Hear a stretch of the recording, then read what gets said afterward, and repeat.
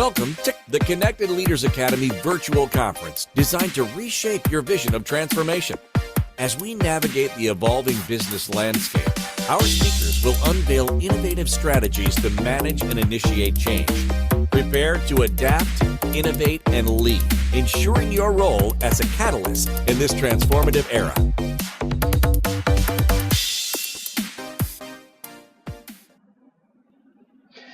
The most successful people that I know all have this one thing in common, and that is that they turned their challenges into superpowers or into business directions.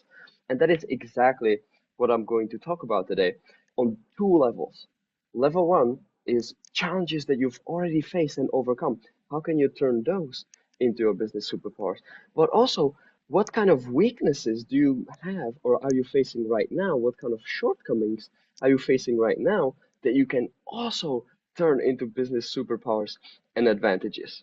Hi, my name's Ondra, and no, I'm not a millionaire. I don't make hundreds of thousands of dollars, and I I'm 24 years old, so I don't have 20 years of experience in business. However, I started my business when I was 19 years old, and I've been traveling the world fully self-employed for the past 3 years. And I visited about 20 countries. And I grew up in a small factory family of factory workers. So I had to work really, really, really hard to get where I'm at now. And so that came with a lot of experiences and also with a lot of challenges. And one of my core strengths became turning weaknesses into strengths, turning disadvantages into advantages. And that's what I'm going to share with you today. So when I was about 13 years old, I hit rock bottom. I was getting bullied in school, and I would get yelled at every single day at home. My parents had really toxic environments and they would fight about money, but everything else as well. And so as a young teenager, it was really, really tough. And my school life kind of sucked, and my home life kind of sucked as well. And that caused a lot of depression and very severe social anxiety. I hated everybody else, I hated the world, and I totally hated myself because I felt like I couldn't do anything about it. And it got to the point where almost every single day for about a year on my commute to school, I would walk to school for about 10 to 15 minutes, and I would have to cross a train crossing.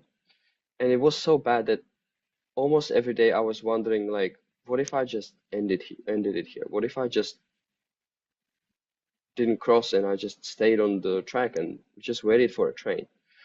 And thankfully, it didn't get that far because one day after a tough day, getting bullied in school, I came home and I was just crying in my bed and I just picked up my phone and I Googled how to be happy. And at that moment, I wasn't really thinking that it's going to give me anything practical, that it's going to lead to me traveling the world and helping, inspiring, hundreds of people speaking on stages and helping other people with depression and anxiety. Back then, I was just desperate and I didn't know what else to do. But that's how I got introduced and that's how I discovered the world of personal development and the world of self-help. And it really started to change my life. Like I started waking up at 5 a.m. and going for a run before school so I could become stronger. And I started learning about practical psychology. And it kind of cultivated into, I discovered that I needed to make a friend, but not just a friend that I would chat in school with and, maybe play a video game, but a real friend. And it so happened that I started to become friends with this girl who was the popular girl. So from the outside, it didn't make any sense. Our friendship didn't make any sense, right? So here's this bullied kid who's always getting made fun of, and here's this popular girl who everybody loves her, and they are becoming friends. Like that's kind of weird. But what was so special about that friendship and why I'm sharing this here as well is because she would always wear black and all black, long sleeves, long pants, and she didn't wear long pants like this and long sleeves because she really liked it. She was hiding bruises, and nobody knew. Just like I was trying to pretend that I'm all okay, and everything's fine, she was trying to pretend that everything's fine as well. And we were both suffering really deeply. And when we became friends, we started to get kind of comfortable with each other. And we shared our struggles and we shared what happened. And so we talked about the suicidal thoughts, we talked about depression, we talked about how we never want to go to school again, we talked about how we never want to go home again. And throughout those conversations and that connection that we created, all the heaviness became a lot lighter. And I share this now because this was some of the most challenging times of my life. And I was able to change and shift that into making an impact and into a profitable business that allowed me to live my dream life and travel around the world. So from the age of 13 until about the age of 19, I was really working on myself. I was studying, I was feeding my mind every single day. I was running, I was doing my habits. And by the time I was 19, I kind of realized, wow, I'm not depressed anymore. And I kind of love my life. And I have friends. And I'm talking to strangers in buses. Like, I don't have any social anxiety anymore. I can make friends anywhere. And I had this urge. I had this urge that I needed to go out and share it. I needed to go and share my story and help other people because I knew other people were struggling the same way. But maybe they weren't so lucky to make that Google search. Maybe they weren't so lucky to make that friend who helped carry them through. And I wanted to help people build that bridge to overcome their own depression and anxiety. And of course, as a 19-year-old starting a coaching business, that came with a lot of disadvantages. And so that's why I want to tie this into this talk, because you can take your biggest challenge and turn it into a mission, into a purpose. A lot of the times people struggle with finding their purpose. And I've thought about this a while because people ask me a lot, like, how can I find my purpose? Or how did you find your purpose? And I came up with this idea like, hey, what if we stop trying to find our purpose? What if we create our purpose? Here's what I mean. See, at first, I was just trying to solve my own problem. I was trying to not be depressed anymore. And after that, my purpose kind of came out of that. And I decided that I'm going to go out and help other people. So the process that I created of creating your purpose instead of just finding it is find your biggest challenge, find your biggest obstacle in life right now, go all in on solving it. So for me, that was depression and social anxiety. I went all in on solving it. And later, you turn that into your purpose. You turn that into your mission. Once you've solved that problem, once you've overcome that challenge, you can use that knowledge, that experience, that wisdom, and use it to help other people. Whether it is in business, in mental health, in your relationship, it really does not matter. And so that's the first part that I wanted to share with you today, is that no matter what you're struggling with now, no matter what you solve or what you have solved in the past, you can turn that into a profitable business idea. And of course, with starting a business comes with a lot of challenges, like competition. So let's take an example. What if, let's say, I wanted to start an English teaching service, right? English isn't my first language, and other people need to speak English as well. And so there's obviously a lot of disadvantages that I'm going to be facing right away. So, for example, I'm not a native English speaker. So teaching English is kind of difficult because maybe some people just want to hire native English speakers. Or I'm just alone. I'm still a young kid and I don't have many testimonials. I don't have many success stories. And I don't have a big marketing budget. I don't have this. I don't have that, right? I have all of these disadvantages that are holding me back in a lot of times. And now compare that to an English teaching company that's already been around. Hundreds of they have hundreds of teachers and they have thousands of students and they have specific methods and they have all the resources and they have big marketing budgets and all of this. Well, it seems like there's absolutely no way that I can fight that, right? There's no way that I can win that fight because I have so many disadvantages and they have so many disadvantages. Hmm, interesting idea. What if, what if you could actually take their advantages and turn them into disadvantages, and take your disadvantages and turn them into your advantages? How much would that affect your business? How much would that affect your confidence? How much would that affect your client acquisition ability? How much would that affect your rates? So to continue this example, let's again look at those advantages and how can we flip them in our favor? Well, let's say we don't have a lot of teachers and we are not a big established company and we don't have thousands of success stories compared to the big company. Okay, seems like disadvantages, right? But I'm I'm a beginner, I'm passionate. I might not have all that. However, I can give you all of my attention, all of my time. It will be really personal.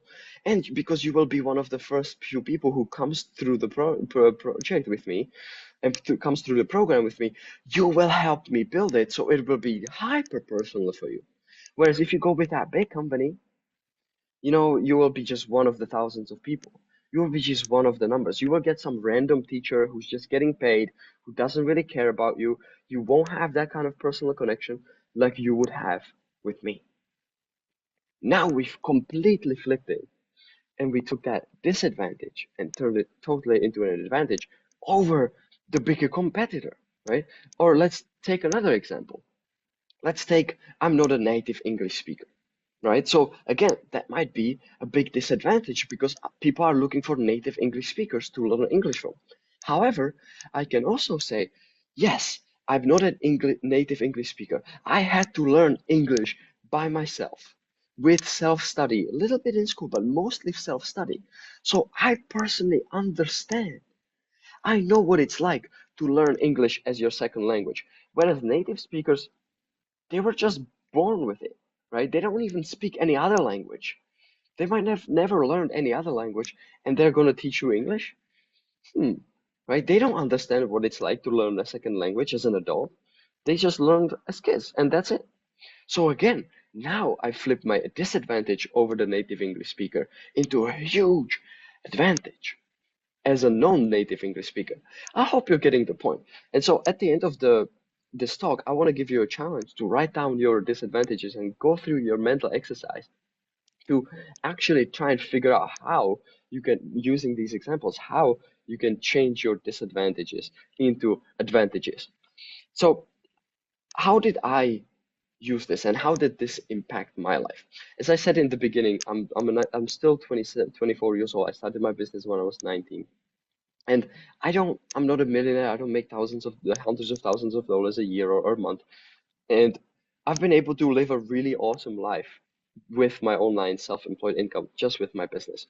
So how did this happen if I started my online business as a 19-year-old and a coaching business at that? Obviously, lots of disadvantages already happening here, right? You're too young. Nobody's going to listen to your life advice. You have no life experience. You don't know what you're talking about. I didn't really speak that good of an English, right? So I had all of these disadvantages. And so I started looking at, okay, how can I flip this? How can I overcome these limiting beliefs? And specifically, the biggest one that I had was my age. I really felt insecure and I felt really ashamed almost that I'm so young and I'm trying to coach people. I'm trying to start a coaching business, right? And I heard over and over and over again that you're too young, nobody's going to listen to your life advice. And people just wanted to be friends with me instead of actually valuing me as a coach and provide and service provider. And I struggled a lot with this, especially mentally. And finally, I started to mold it into, okay, how could my young age be an advantage instead of a disadvantage?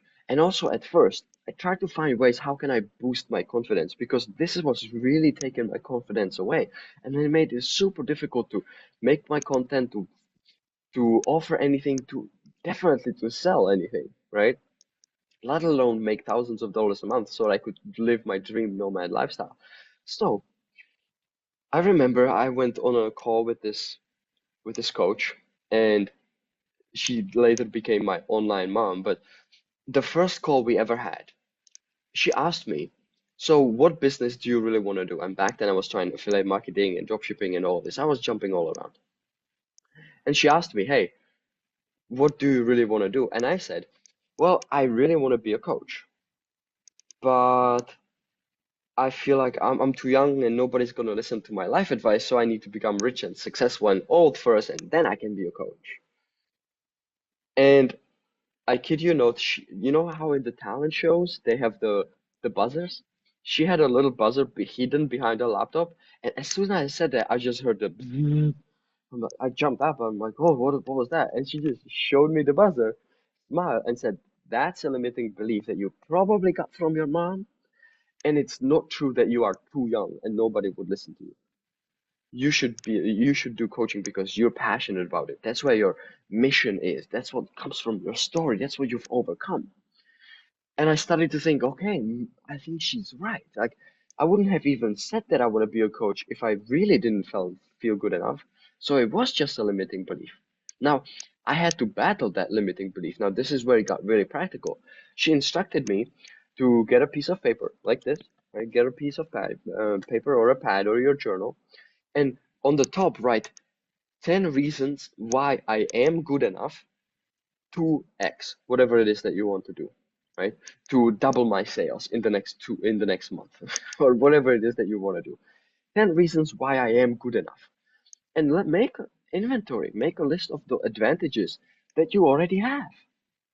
Make a list of the advantages that you already have that will boost your confidence. So I started listing something like I already spent 6 years studying personal growth and practical psychology.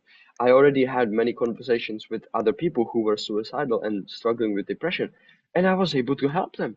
I helped myself. I completely changed my life. I cured my social anxiety without therapy or medication. Amazing. I really care about people.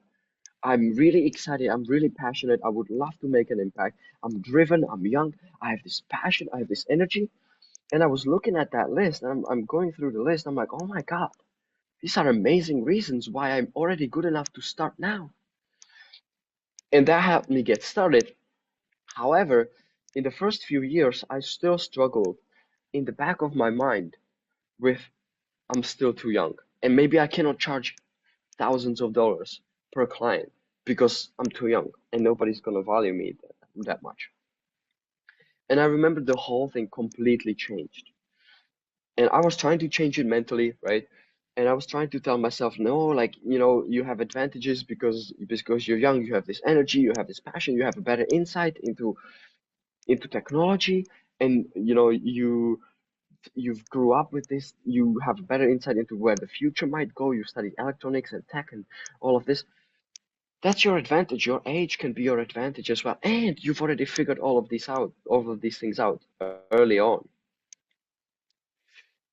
And so that's where it started to take form. And I will never forget that my first ever client who paid me over $1,000, she actually paid $2,500 for 6 months of coaching. I was 22 at that time. So just so you know the realistic timeline of how long it actually took me, right? From 19 to 22, almost 3 years to fully embody this. I was 22, she was 44, so literally twice my age.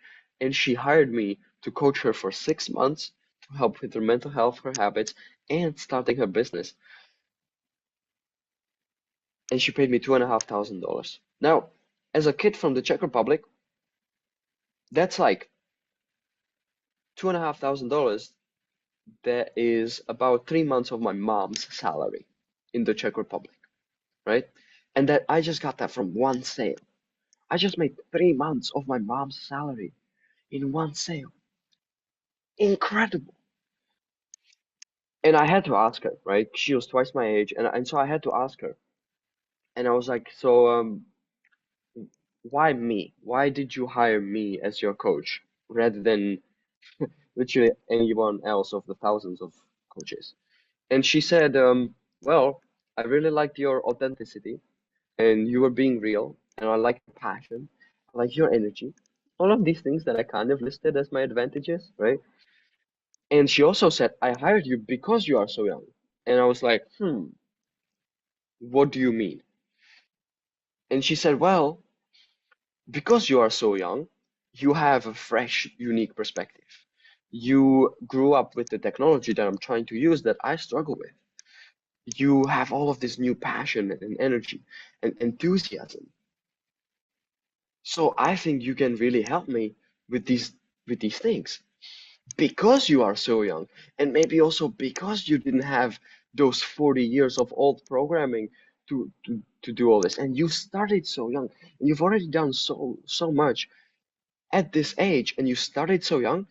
I think you are the perfect fit because that's what I need. I need new, fresh, young energy, even though I'm a little bit older. And that's when it fully clicked for me. That's when I fully started to embody using and turning my disadvantages into my advantages. Just like I said with the English teaching example, just like I said with my coaching, right? You can apply this to any business in the beginning or in the middle, or if you're scaling to from 6 to 7 figures, you can definitely apply the same mindset. So, as an exercise of how you can do this, you can look at take your journal or take a piece of paper and go through what your biggest disadvantages are, right? Just write your three biggest disadvantages or your three biggest bottlenecks or what you think was holding you back the most. Then that's going to probably make you feel a little bit worse. So to boost your confidence, start writing all the advantages that you already have. Why are you already good enough? What do you love about your services? What do you love about your offers? What is already working amazing? And that will boost your confidence. And so that at afterwards, the third section, so you have your disadvantages, you have your advantages, and the third section is going to be a little brainstorming session of you ask yourself the question, how can I turn these disadvantages into advantages? What is the angle? How can I how can I off how can I shift it so that way I have the big advantage. And if you like this mindset and if you want to connect with me, I'm super excited to network and to connect with more people.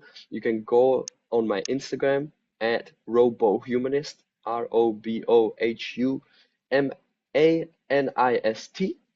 and you will learn more about what I do. We can connect. Send me a DM, and if you found me through this, send me a DM with that says CLA, and I'm excited. I'm excited to connect with you, and let's keep turning our disadvantages, our weaknesses into business superpowers.